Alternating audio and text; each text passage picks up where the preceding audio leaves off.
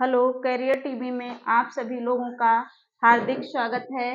आज का हमारा प्रैक्टिस सेट नंबर 5। आज का हमारा प्रैक्टिस सेट नंबर 5 जिसे हम अच्छे से देखेंगे। प्रैक्टिस सेट नंबर 5 जिसे हम अच्छे से आज पढ़ेंगे। आइए, पहला प्रश्न, धीरे धीरे का समास। शब्द है आपका धीरे धीरे, इसका क्या समास है? द्वंद्व, अव्ययी भाव, कर्मधार या द्विगु। क्या समास है इसमें? तो धीरे धीरे यानी धीरे धीरे यहाँ पे आपका अव्ययी भाव समास है। कौन सा समास है? अव्ययी भाव। धीरे धीरे अव्ययी भाव समास सही हो जाएगा। आंख ना दीदा काढ़े कसीदा, इस लोकोक्ति का क्या अर्थ है?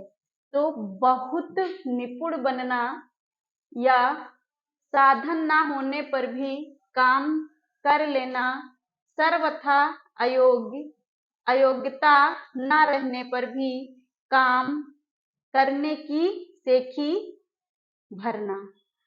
आंख न दीदा काढ़े कसीदा, तो इसका अर्थ हो जाएगा कि साधन ना होने पर भी काम कर लेना। साधन ना होने पर भी काम कर लेना। आंख न दीदा काढ़े कसीदा, साधन ना होने पर भी काम कर लेना, ये इसका सही अर्थ हो जाएगा। अगला देखें, वही मनुष्य है कि जो मनुष्य के लिए मरे, पंक्ति में कौन सा अलंकार है? वही मनुष्य है। अब देखिए, वही मनुष्य है जो मनुष्य के लिए मरे, तो इसमें आपका अनुप्रास है। वही मनुष्य है जो मनुष्य के लिए मरे, यमक है, श्लेष है या रूपक है।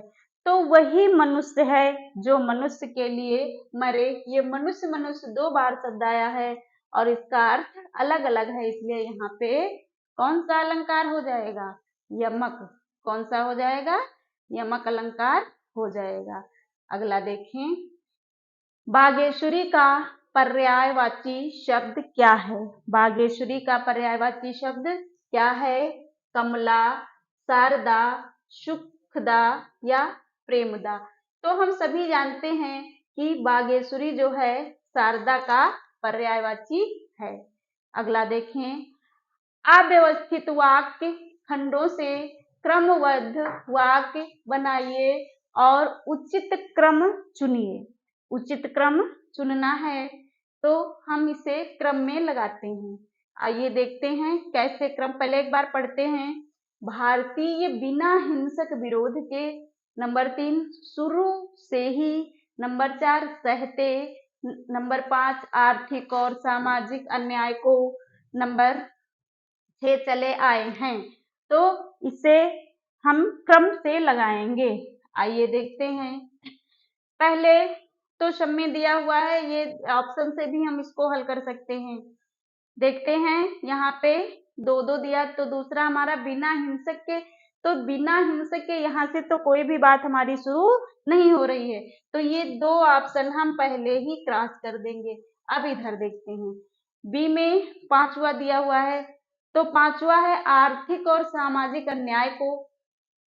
आर्थिक और सामाजिक अन्याय को, तो जब हम कोई बात कहेंगे तो वहां की शुरुआत एक अच्छे शब्द या शीर्षक से होती है, तो ये भी अभी उचित बैठ नहीं रहा है। फिर दूसरा इसमें है बिना हिंसक विरोध के, ये भी नहीं। अब बचा हमारा लास्ट, हम इसको देखते हैं मिला के। देखिए इसमें तीसरा है, तीसरा है शुरू से ही। ठीक, ये 1 नंबर पे है, शुरू से ही। फिर है 5वां, शुरू से ही आर्थिक और सामाजिक अन्याय को, ये हो गया दूसरा। फिर उसके बाद है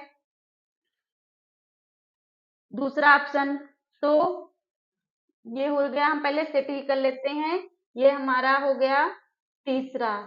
फिर उसके बाद जो है ये पहला हो गया, तीसरे के बाद ये आएंगे चौथे पे, और उसके बाद हमारा ये हो जाएगा पांचवा और हमारा ये लास्ट वाला हो जाएगा क्या, ये हमारा छठा हो जाएगा। देखो चले आए हैं, चले आए हैं तो ये तो लास्ट में रहेगा, हम सभी जानते हैं। तो लास्ट में हमें देखिए यहाँ पे मिल रहा है, तो इसी ऑप्शन के अकॉर्डिंग हम इसको कर लेंगे व्यवस्थित। तो देखिए शुरू से ही आर्थिक और सामाजिक अन्याय को बिना हिंसक विरोध के भारतीय सहते, उसके बाद चले आए हैं। तो यहाँ पे आपका ऑप्शन नंबर डी सही हो जाएगा। आगे देखें, तीन बेर खाती थी वे तीन बेर खाती हैं। यहाँ पे कौन सा अलंकार है, देखिए तीन बेर खाती थी वे, और अब क्या तीन बेर खाती हैं। पहली जो हमारी पंक्ति है इसका अर्थ है तीन बेर, मतलब एक फल होता है, बेरी का पेड़ होता है, उसमें गोल गोल फल होता है, तो उन नहीं तीन बेर खाती थी, यानी पहली पंक्ति का अर्थ लेंगे कि वो तीन बार भोजन करती थी। अब उनकी स्थिति ऐसी हो गई है कि वो तीन बेर खाती हैं, यानी छोटे से फल होते हैं गोल गोल, तो उन फलों को खाती हैं। पहले वे तीन बार भोजन करती थी, अब वो तीन छोटे छोटे फलों को खाती हैं, अर्थ अलग अलग है, तो हमारा यहाँ पे यमक अलंकार हो जाएगा। अगला देखें, विस्मय स्थायी भाव किस रस में होता है। तो विस्मय स्थायी भाव जो है वो हमारा किसमें होता है, अद्भुत रस में होता है। अगला देखें, यद्यपि मोहन धनी है तथापि बहुत दुखी है। तो यद्यपि मोहन धनी है तथापि बहुत दुखी है, पहला वाक्य दूसरे वाक्य पर आश्रित है, इसलिए ये मिश्र वाक्य हो जाएगा। अगला देखें, जिसके बराबर कोई ना हो, जिसके बराबर कोई ना हो उसे विलक्षण कहेंगे, अनुपम कहेंगे, असाधारण कहेंगे या लोकातीत कहेंगे, तो उसे हम कहेंगे अनुपम। आगे देखें, बंदर का तत्सम रूप है, क्या है तत्सम रूप, यहाँ पे पूछा जा रहा है तो सारे ही बंदर के रूप मरकट, बंदर, मरकट, कपि, वानर और हरि, ये सारे बंदर के ही पर्यायवाची हैं, लेकिन हमसे पूछा जा रहा है तत्सम, तो तत्सम यहाँ पे हो जाएगा वानर। क्या हो जाएगा, वानर। चरण कमल बंदो रघुराई में अलंकार है कि चरण कमल बंदो हरिराई, भगवान के चरणों की कल्पना किसके समान बताई गई है, जो कमल है, कमल जितना मुलायम होता है, तो कमल से ही भगवान के चरणों की तुलना की गई है, भेद रहित आरोप है, इसलिए यहाँ पे रूपक हो जाएगा। अगला देखें, तीन लोक से मथुरा न्यारी का अर्थ क्या है कि तीनों लोकों में मथुरा ना होना, सबसे निराला, या मथुरा का बखान तीनों लोकों में है, या बहुत सुंदर मथुरा का होना। तो तीन लोक से मथुरा न्यारी यानी सबसे निराला, तीनों लोकों से मथुरा जो है वो निराली है, यानी सबसे निराला यहाँ पे हो जाएगा। आगे देखें, मिथिलेश कुमारी किन्हें कहते हैं, किन्हें कहते हैं, राधा को, सीता को, सत्यभामा को कि द्रौपदी को। तो मिथिलेश कुमारी सीता को कहते हैं, हम सभी जानते हैं। अगला प्रश्न, खड़ी बोली का प्रथम महाकाव्य कौन सा था। खड़ी बोली का प्रथम महाकाव्य कौन सा था, कामायनी, प्रिय प्रवास, साकेत या नीरजा। तो खड़ी बोली का पूछ रहा है, प्रथम महाकाव्य जो है वो, महाकाव्य तो कामायनी भी है, साकेत भी है, खड़ी बोली का जो खड़ी बोली का है वो प्रिय प्रवास है। अगला देखें, अतः शब्द का समानार्थी पहचानिए। समान अर्थ देने वाला अन्यथा, अतएव, परिणाम, परिमाण, परिणामत, फिर अस्तु।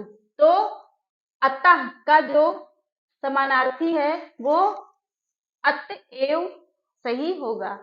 वृक्षों से पत्ते गिरते हैं में कौन सा कारक है, तो वृक्षों से पत्ते अलग हो रहे हैं। क्या हो रहे हैं? वृक्ष से जो पत्ते हैं वो टूटकर अलग हो रहे हैं। तो जब अलग होने के अर्थ में लिया जाता है तो उसे अपादान कारक कहते हैं। विकल्प नंबर सी आपका सही हो जाएगा। विचार में इक प्रत्यय लगाने से बनता है, क्या बनता है?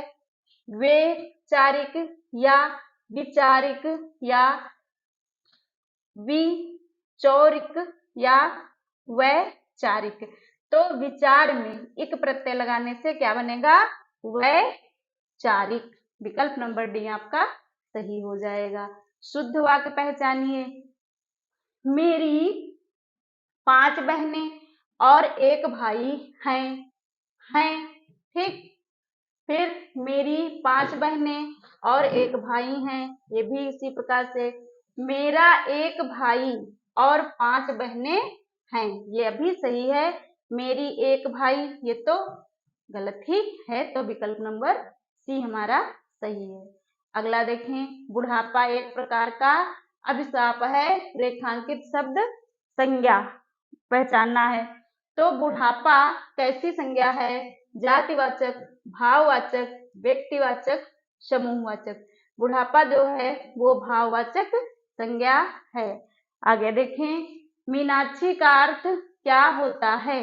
मीनाक्षी का क्या अर्थ होता है? मोरनी, मछली की तरह गोल आंखों वाली, यमुना नदी या पूनम की चांदनी। तो मीनाक्षी का अर्थ होता है मछली की तरह गोल आंखों वाली। तो ये हमारे आज के प्रश्न थे। आपको हमारा ये प्रैक्टिस सेट कैसा लगा और इस प्रैक्टिस सेट से आपके कितने प्रश्न सही हो रहे हैं आप कमेंट बॉक्स में जरूर भेजिएगा। अगली क्लास नए शीर्षक के साथ आपके सामने प्रस्तुत की जाएगी। जय हिंद, जय भारत।